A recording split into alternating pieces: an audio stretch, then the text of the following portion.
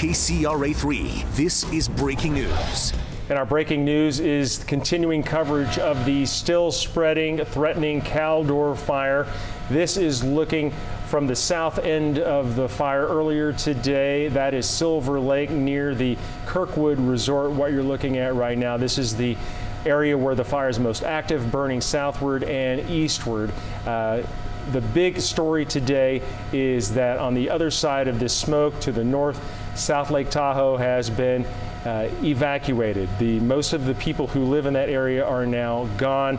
Most what we've seen now on the streets of South Lake Tahoe would be fire crews and police enforcement as fire crews from the air continue to try to keep a perimeter around this fire that is still spreading at this hour.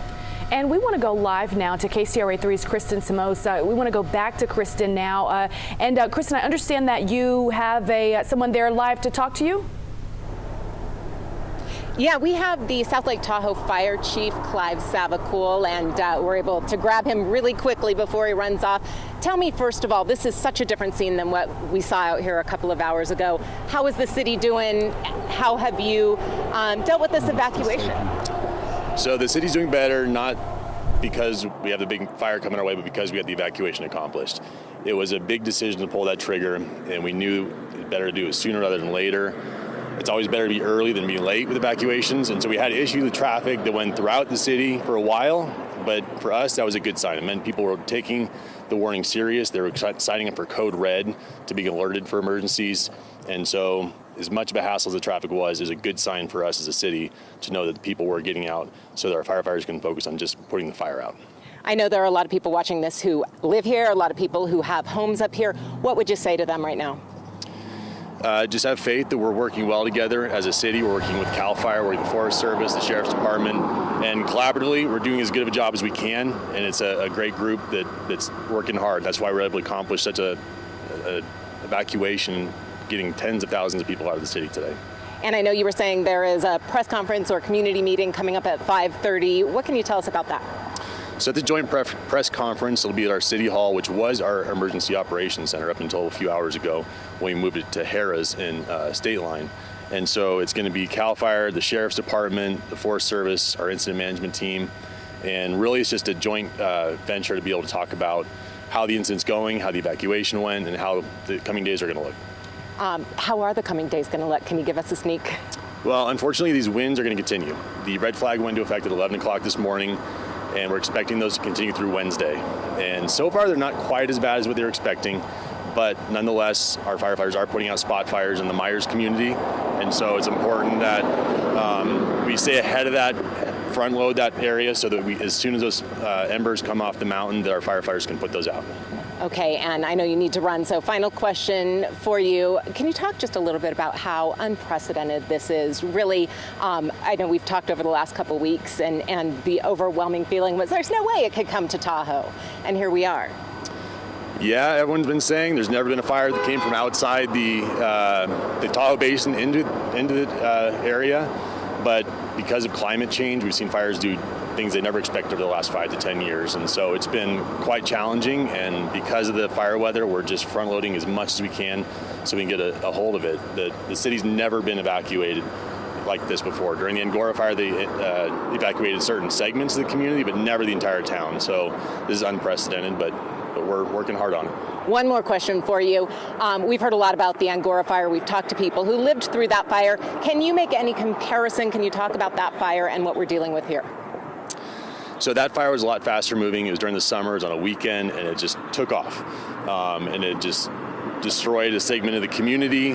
This one, it's been coming for like 2 weeks now. And so the community's had our Emergency Operations Center activated. We've been prepping for it. We've been telling people evacuations may come. So this one's maybe a little bit slower, but I think the actual shock hit yesterday, and we actually did the evacuation warnings, and then today when we did a mandatory evacuation with the entire community. And so I think that's the difference between this one and Angora.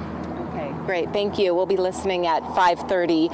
That was South Lake Tahoe Fire Chief Clive Savacool. And as I mentioned earlier, they just moved their Emergency Operations Center here to State Line, so we were able to catch him really quickly. But it really has quieted down here, and as you just heard, that's a good sign. Reporting live from State Line, Kristen Samos, KCRA 3 News. Indeed, a lot of good information there. Kristen, thanks a lot for that live report. All right, let's go to Mark Finan right now because you have some new information that's critical today. Well, yeah, I just got these updated fire perimeter maps, and all the activity we've been seeing is on the east side. That's where we've been seeing the growth. Now, keep in mind that these lines may not be exactly precise, but they are showing growth more than what we had seen earlier today. We're seeing growth here in the area north of Twin Bridges, but most notably here in the area near Echo Lake. Let me zoom in on that a little bit more. So you just heard the fire captain there talking about getting spot fires near Myers. We're hearing about some spot fires right in here. This is Old Myers Road, right, Old Myers Grade Road, which is right in here, and that's Highway 50. So this is Highway 50. You go around the bend, you see the lake, and then you go down the grade. So this is down the grade on Highway 50. So it appears as though from behind Echo Lake, we are seeing maybe some spotting on the east side of Highway 50.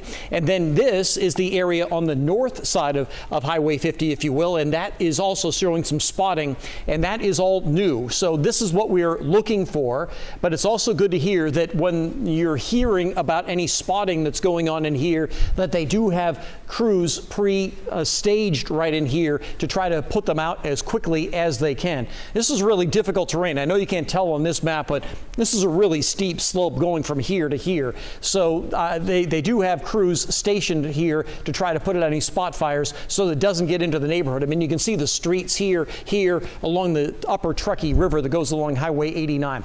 Now let's go a little bit farther to the south and look at the areas along Highway 88. This is showing some of the fire down there. I mentioned that the fire maps aren't always completely accurate. This shows the fire down to Highway 88, and we have not seen that from Live Copter 3 and then here Silver Lake, but certainly we are seeing a lot of progress in that direction. Back to you. All right, Mark, thanks for that. Let's go to Lizzie Mitri right now, live from Highway 50, east of Echo Lake, and it looks like there's some activity there behind you. There's a lot happening here. So we are, like you said, east of Echo Lake and east of Highway 50. We're already seeing some spot fires that have crossed the highway here. Crews are just now arriving to put this out. They're taking the hose out and trying to put this fire out. But we're seeing multiple fires. If we even look in the other direction where I'm facing, there's a spot fire over there in the trees. Again, that's on that same side of Highway 50 where the fire seems to have jumped the highway. And then to give you some perspective, back up along the hillside, if we can get that way, I know that tree is in the way, we were looking at a spot fire up there, and it seems to have come from that area down the hill and cross the highway. That's where we were seeing the cabin burn earlier. And I think we can show you that video that we saw earlier on the west side of Highway 50. There you see the cabin that lit up in flames there. Just within minutes, we were seeing the cabin collapse in the flames. There are a few other cabins along that ridge that seem to be okay, but as we said, from way up on that hillside, now we're getting spot fires down here on the other side of the highway. And if we can go back out live here, you'll get a look at the crews that are all lining up along the highway. This just happened within the last minute as we kind of happened upon this spot fire. So they're calling in more crews. They've got the hoses out. We're seeing more trucks even line up. But yeah, let's see, 1, 2, 3, 4, 5. Lots of crews here to try to put these spot fires out before they become a problem. So we're definitely going to keep an eye on how things progress here, and we'll get back to you as soon as we can. Live in El Dorado County, Lizzie Mitri, KCRA 3 News. While we still have you, Lizzie, I mean, we're watching these men and women in action, literally jumping on these spot fires to make sure that they don't become another problem. Can you show us a little bit more of that right now? Yeah. Let's see if we can see if they're still working in that area. We're seeing a lot of smoke where it looks like they might have already put out that spot fire. We're going to have to go a little slowly here because we're getting up into the rocks to get you a look at this here. But we were just about to go live and talk to you about how they had crews staged along the highway to keep an eye out for these spot fires. When we stopped here, that's when we saw those spot fires had already started.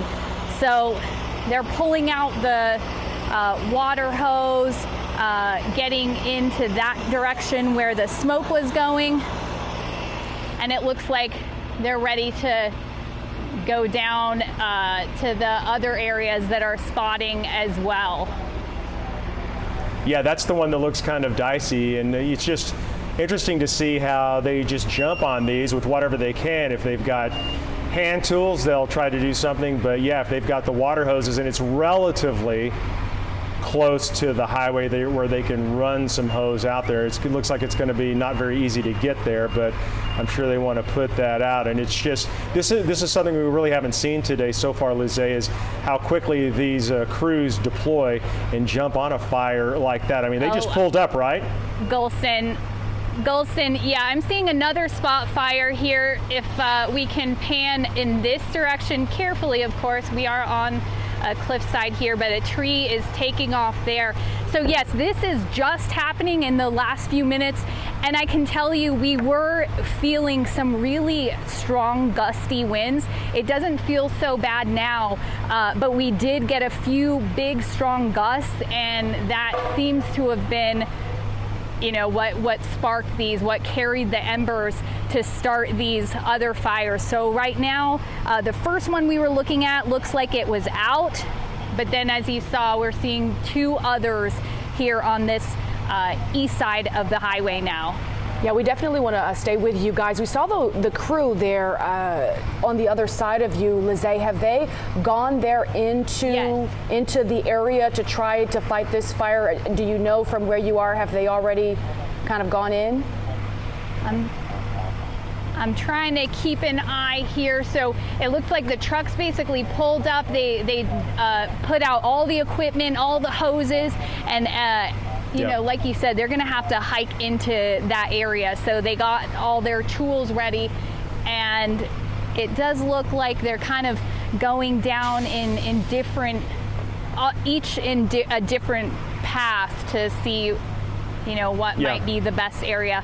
We're trying to kind of keep an eye on that while talk to you here. So yeah, it does look like they're going over the kind of the barricade along the highway here and trying to go down the hill that way. Yeah, it's just not having to fight the fire. It's just the getting down that vertical area there so they can get to the fire. So it really gives you an appreciation for what these crews do. And just a moment ago, too. And the difficulty to keep. No, go ahead.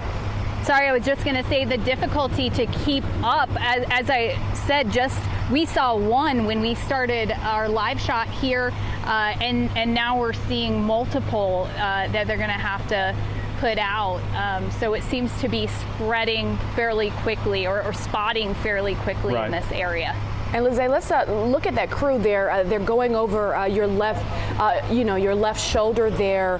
No doubt, probably headed into that area. And just a moment ago, while we were taking your shot, we saw that smoke even coming into the lens of where it's kind of blowing in that area. And we do see, and Gulson, we've been talking about this. Of course, Mark has as well.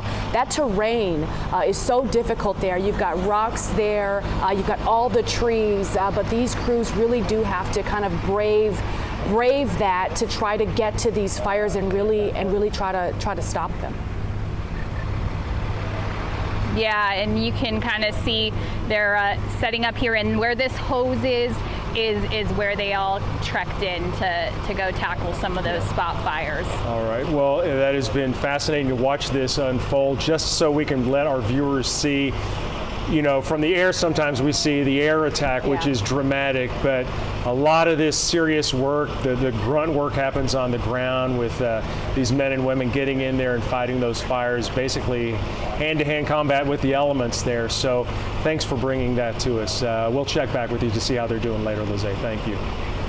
All right, let's head over to Chief Meteorologist Mark Finan. And Mark, we see now those hand crews really going in there, trying to stop this fire. And we're seeing, of course, those spot fires that we've been talking about all afternoon. Exactly. So it is interesting how Lizzie described that there was a few gusts of wind, and then all of a sudden they started seeing the spot fires, even though it wasn't all that windy at that point. So here's the area that we're looking at, this area burning up Highway 50 and then getting right up here to Echo Summit. Here's Echo Lake. And I can zoom in on this a little bit more. And again, this is just the updated fire map perimeter that we just got. So Lizzie was right in this area, right in here. So this is Echo Summit. You go around the corner and then you start heading down the grade to get into South Shore. So it's now burning on both sides of Highway 50, dense and very steep terrain in here, but it is spotting. So in other words, let's say there was active fire up in here. You take a gust of wind and it rained embers down into this area. So that's how you have fire burning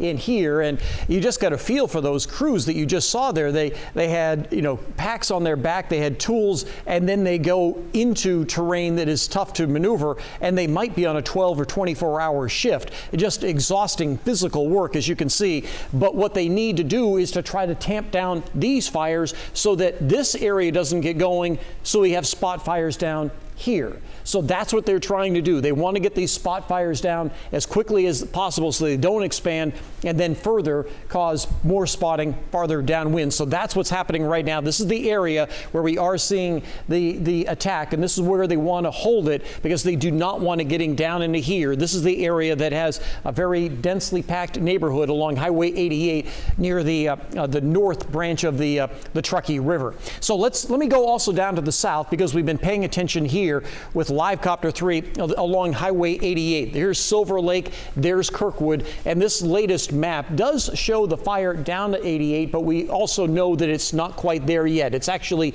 in here. What they have done is lay retardant. We saw they laid retardant there and then all the way down into here, trying to keep the fire out of Silver Lake, but it's getting very close. It will run out of fuel in a couple of spots here near Silver Lake because a lot of that is granite, but the fire is actively moving in this direction, and that's why Highway 88 got closed during the course of the day yesterday. The map is also showing some spot fires here as you get closer over toward the summit going this direction. But all in all, what we're seeing is the biggest progress going this way toward Kirkwood and on the hillside on the north side of Highway 88. This fire is very dynamic this afternoon. The wind's stronger than what we saw yesterday, and we're going to see winds like this tomorrow and again during the day on Wednesday. Back to you. All right. Mark, thanks. All right, we are joined now by phone with Juan Brown, a former U.S. Forest lead plane pilot. Mr. Brown, thank you so much for joining us. What do you think is going through the minds of those pilots right now as they are trying to attack this fire that has already burned 177,000 acres? Well, it's just another long day on the job for these pilots. They've been going at it all season long like this, and Live Copter 3 is giving you a really unique perspective of the operation here on this fire. And Mark Finan's exactly right about what the tankers are doing right now along Highway 88 is an indirect attack just to the south of Highway 88, where they want to kind of make a containment area stand on this fire. So again, you don't put the fire out with the retardant. It only slows the fire itself.